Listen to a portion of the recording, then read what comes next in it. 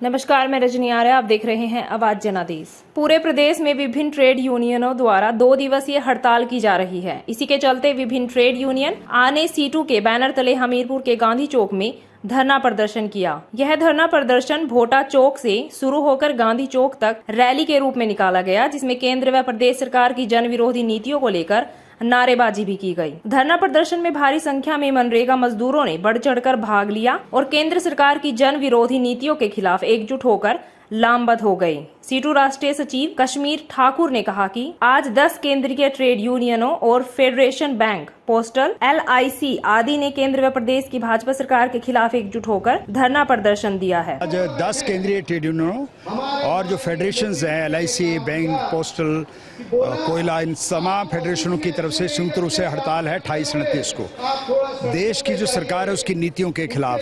पहले तो श्रम कानून बदल दिए सारे, हड़ताल करने का अधिकार, इकट्ठा होने का अधिकार, ये सारे अधिकार छीन लिए सरकार ने। और दूसरा है सबसे बड़ा हमला जो है, भारत सरकार हर क्षेत्र को बेच रही है। पोस्टल के कर्मचारी आए हैं, इसमें मर्जर हो रहा है, इनका DA फ्रीज कर दिया है। LIC को आपने देखा कि 20% FDI कर दिया, उसको बेचने का पूरा तैयारी है।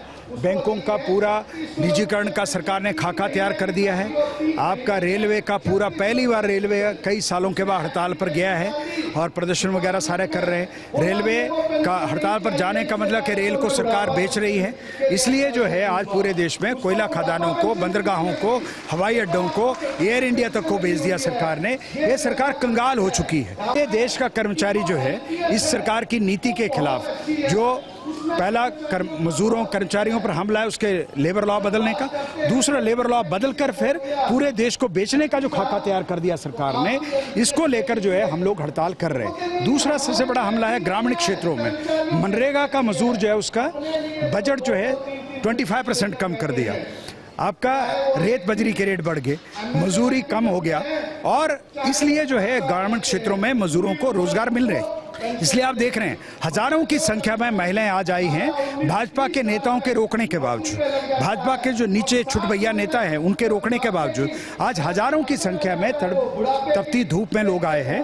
तो आज का मैसेज ये है कि ये हड़ताल जो है कामयाब हड़ताल है और सरकार को संदेश ये है कि अगर आप आगे बढ़े तो इससे भी ज्यादा बड़ी हड़तालें होगी और उसका जिम्मेवारी सरकार पर होगी। हमीरपुर से अश्वनी की रिपोर्ट। देश और दुनिया की ताजा खबरों को जानने के लिए हमारे YouTube चैनल को सब्सक्राइब करें, बेल आइकन को दबाएं और Facebook पेज को लाइक करना ना भूलें।